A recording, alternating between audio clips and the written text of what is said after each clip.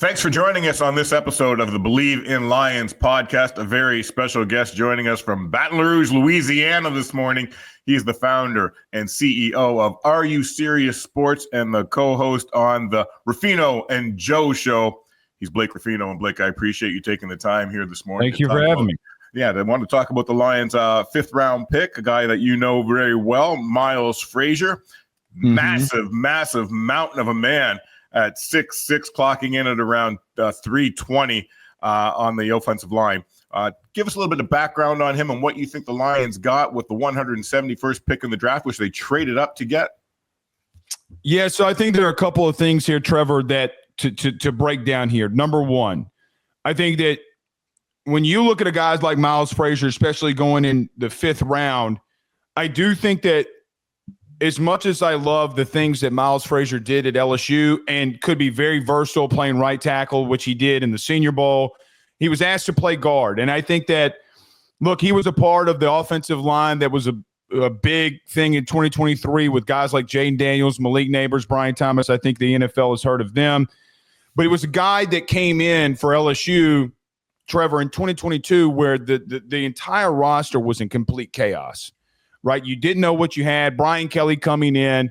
You had a situation where that you didn't even know who your starting five offensive linemen would be if you even had quality SEC linemen. So you had a guy that came in from FIU who was a freshman All-American that no one really knew anything about, a guy that was very well under-recruited because of just whatever reason. So he comes into the SEC, he comes into the Baton Rouge, and from day one he started. And it maybe missed a start in 30-plus games. So you have a guy from FIU to LSU that, quite frankly, is a four-year starter. I don't know, Trevor, if there's anything ever that Miles Frazier has not seen along the offensive line, ever, right? Like, I mean, there's no package, there's no blitz, there's no formation, there's nothing that in a four-year starting capacity, you're getting a guy that has 40-plus starts in college football. That is unheard of if we're talking about in today's game because of the portal, because of just whatever reason. So I think, number one, you're getting a guy that can instantly come in and just will know. Now, will the NFL be a learning curve? It is for every single person that's in there. But there's just not going to be a lot that he hasn't seen from a college level and experience. I do think for the reason that Miles fell is, number one, is because he did have some injury issues in the past. With every offensive lineman, there's going to be some form of injury history. I think that he was playing out of position, if I'm being blunt, at LSU to where maybe you didn't, get a right look at him.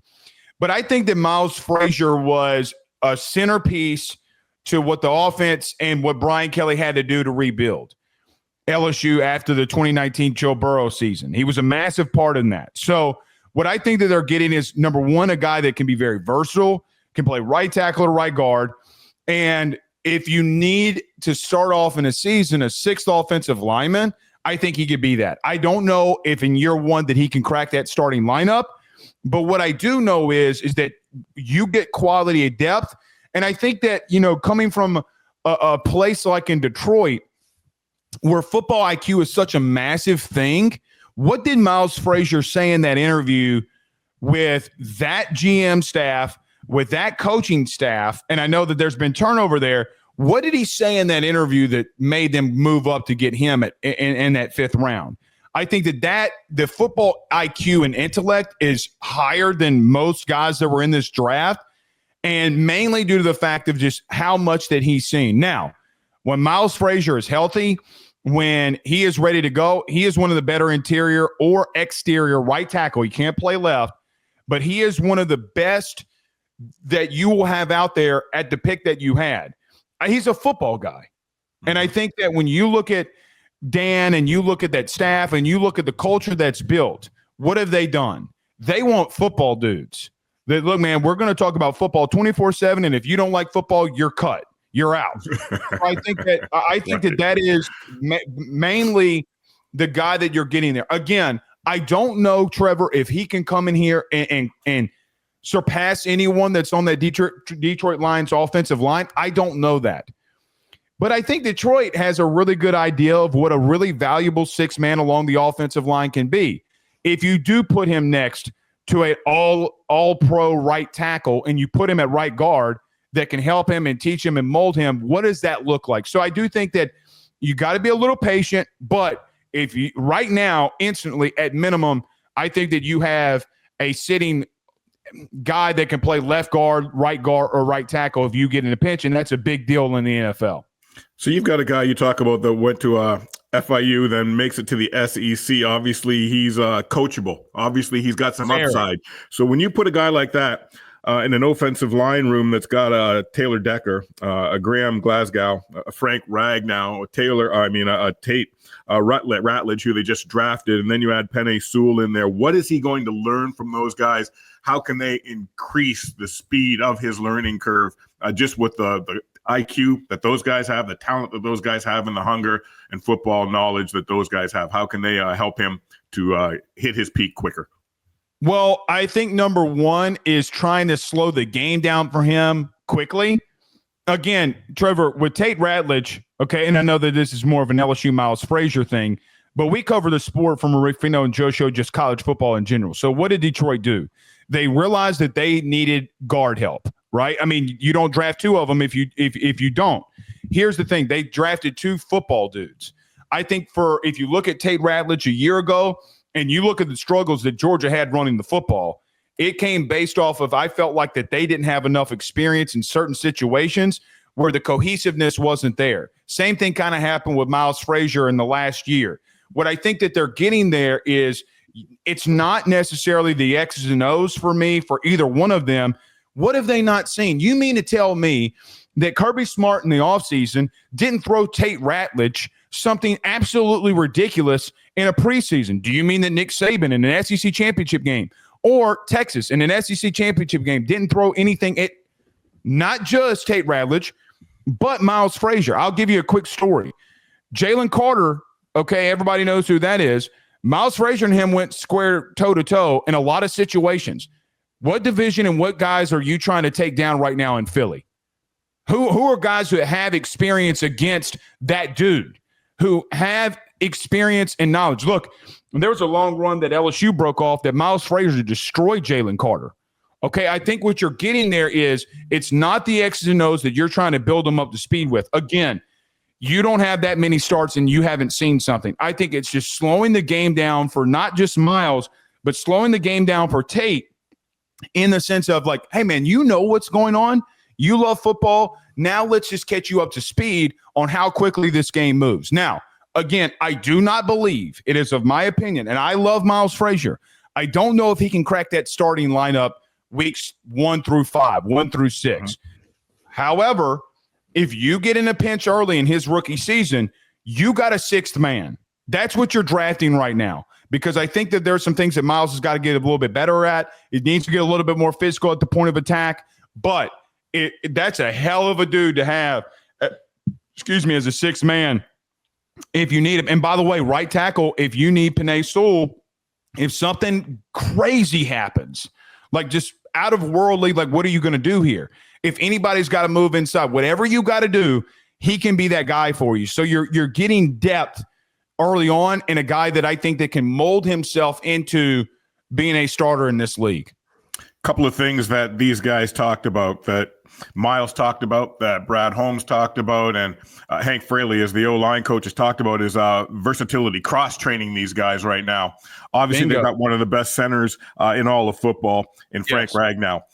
But they want to teach Ratledge and teach Frazier how to possibly be a center. Does he have that kind of versatility in his game? What do you see there if they want to cross-train this kid to take up other spots? I don't think that Miles Frazier is the guy then. Okay. If I'm being dead honest. I don't think he can play center in this league. And that's not a shot. That's not a shot at all. I mean, 6'6", 330-pound centers do not grow on trees because they don't exist, okay? As a guy that played center, okay, even collegiately. No, I'm 6'2", at the time, 305. I mean, it doesn't exist, okay? It's a different beast. And here's the thing. I know the quarterback, I know Jared Goff is going to make those checks at the line, but he also doesn't have to in certain situations when Ragnow can do it. I don't think that – I think Ratledge would be more of that experience if you need that more than Miles. You got to keep Miles at tackler guard. That's his game. You can't snaps are a fickle thing inside of just sports in general of football. I don't know if he's got that. Now, maybe they see something that I don't. And listen, I've never been in a draft room. I've never scouted. I've never been that guy. So listen, Dan knows more about football than I do. He knows something more than I do. So Blake Ruffino saying that I don't know if he can play center does not mean that he can't, and that they're not right on an evaluation of doing that. I think the Tate maybe probably can.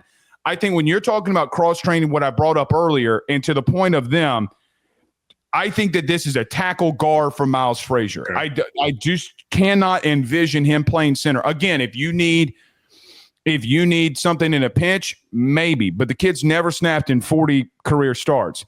He is a right tackle, right guard in this league. That is a fact. I mean, as someone who watched all 40 games that he played, I'm telling you, it's like when you see your kid and your kid's growing up. Like my son might not be able to hit the inside fastball, but I know one thing: you leave it out middle third, he's going to crank that thing. I mean, you just know what you know, right? Like you know what you know. So I think that right guard, left guard will be more or less where you need to cross train. And if you have a situation like, hey, Miles, second team, I need you to go in at right tackle. I think that is more or less, Trevor, where you're getting at with this more than anything for me. So the Lions traded up to get him. I'm going to hit on something that you just mentioned. These guys know things we don't know, and we don't know what we don't know. So when people talk about, this is a reach or that's a reach, or they missed on this guy or missed on that guy, there's a reason in those rooms because they know what they want. They know what they're looking for. They have information we don't have. So they moved up in the third round and grabbed Isaac Tesla. They moved up in the fifth round and grabbed Miles Frazier. When they move up and grab kids like this and other people think it's a reach, what is it you think, in Miles' case especially, that they see in this guy that we don't know, don't see, and maybe have overlooked? Just the overall football love and experience. I don't think – listen, Trevor, sidebar here kind of. I think people heard Jay Glazer say and before the draft started, that the biggest thing that people brought up this draft more than ever, if at all, was the love of football. Dan Quinn is the prototype of football love. If you don't love this game, we will not draft you, right? I mean, what has he done in the last couple of drafts? What have they done? They're going to get an SEC dudes. That's Dan's brother. That is Dan's stomping ground. Like, I remember seeing Dan at LSU practices during the spring, looking at dudes and then grunting his teeth like a madman, at LSU football practice when he was with the Saints. I remember that vividly. Like, I have it imprinted in my mind, like he was coaching. Like, the man's and I mean this in all ways possible. He's a psychopath for football. Great. That's a great thing to have for your coach. You remember Hard Knocks, right? In reference to, listen, man, we got to build something different here. That's the mentality that you're getting with Miles Frazier. Now, everybody was a little bit shook about the Tesla pick. You go right on ahead and watch what's about to happen. Tesla he gonna blend you up like a smoothie king outside of your local mall. Y'all go ahead and mess around with Isaac Tesla. Hashtag Elon. That kid can play. They got dudes that want to play and can play. That's the thing. By the way, are you going to second guess their drafts? You can't. I mean, look at the track record. Look at the track record. It speaks for itself. Last year, you talk about all the injuries this team had. We talked about this on the last episode of Bleav in Lions. The number of injuries they had, especially on the defensive side of the ball, yet still went 15-2 because the next guy up had that same hunger, that same mentality, that same drive. There was very little drop off. Yes. Because of the attitude you're talking about and because of that culture that they've grown. Every guy wants his opportunity. Bite the kneecap off, baby. I mean, that's the culture that you build. I think that for a Miles situation and just the draft situation as a whole, looking into this, for me, you got to have quality depth at every single position that you, especially on the lines of scrimmage. You cannot have, you got to have it. And listen, the physicality would be one thing for Miles. You can work on the physicality. What takes guys longer on the offensive line for me, and again, playing that position, is the mental aspect of how quickly the game moves. I can get you in the weight room. I can put you on the plan, we can definitely be very Miles Frazier, Tate Ratledge focused. Okay, this is the league we're talking about. This isn't your local YMCA where a guy's trying to bench 315 and he's got 4 spotters to help him bench. He goes to the local Walmart and goes, I'm benching 315. Dude, no, you're not. You legitimately have a guy that I think that if there's something that I look at Miles, he's got to get a little bit more physical. The mental aspect, Trevor, he's not going to get beat. Like, look, we do film studies for LSU. We do some film study stuff there. And I will post this on social media.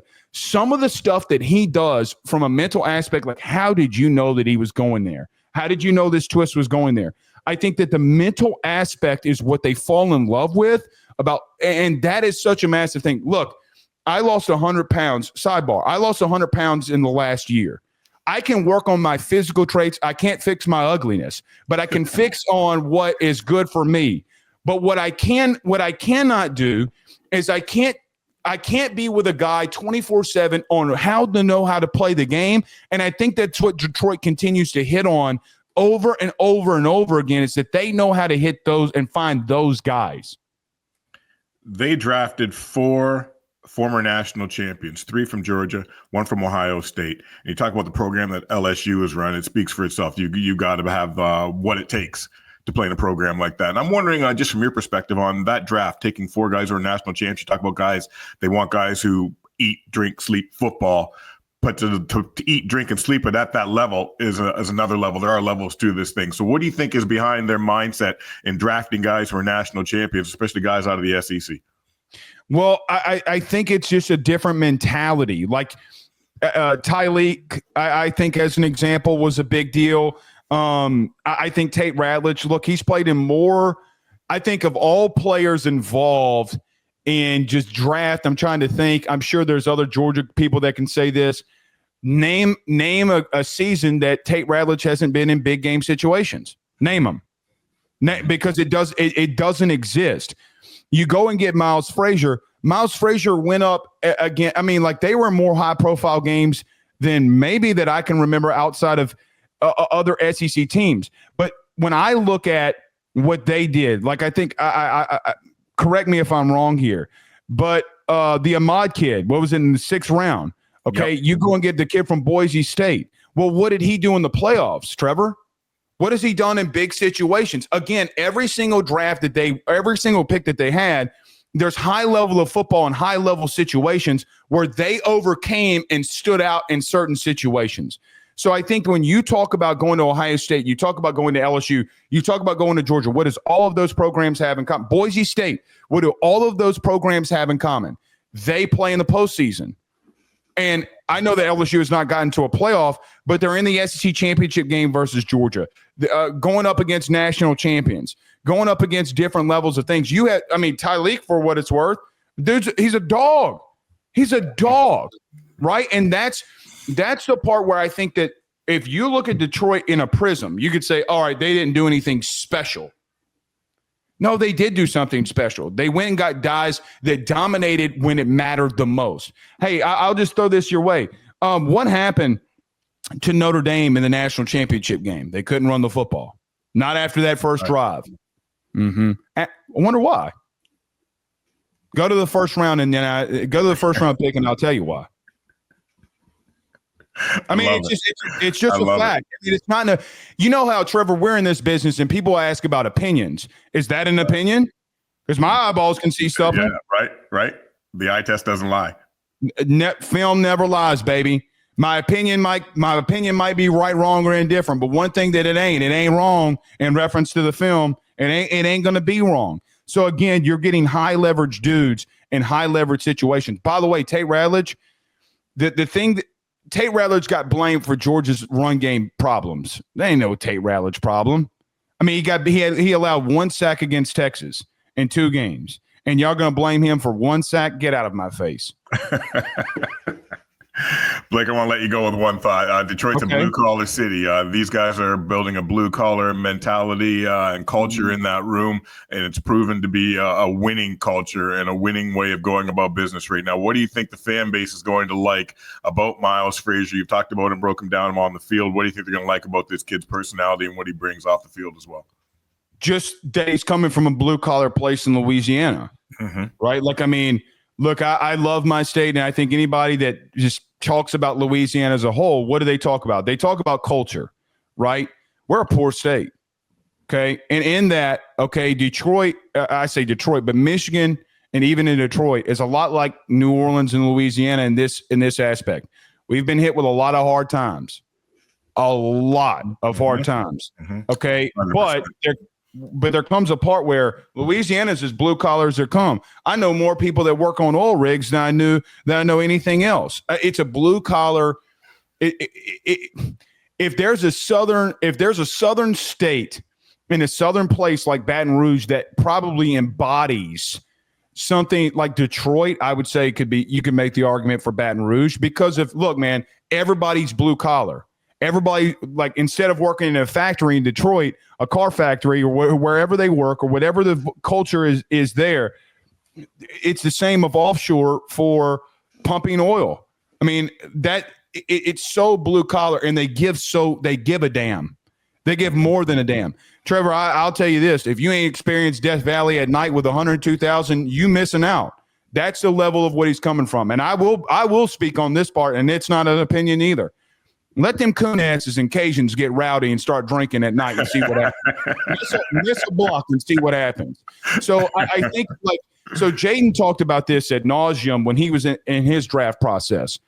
Listen, man, there's no other place that could have prepared me for the craziness of blue collar, getting to work and putting in the work. And I think Miles is a massive part of that. He is a massive part of that. You're going to do that will work. It might not ever pan out, Trevor, ever. He might not ever start a game in the NFL. It might not. But here's one thing I know about Miles Frazier. He's going to get to work. Awesome. He is the founder and CEO of Are You Serious Sports, the co-founder of the Ruffino and Joe Show, and he just knocked it out of the park. Way to go, my guy. Appreciate your time here on Thank y'all for having Lions. me. Yes, sir. Blake Ruffino. Thank y'all for having me. That was fun.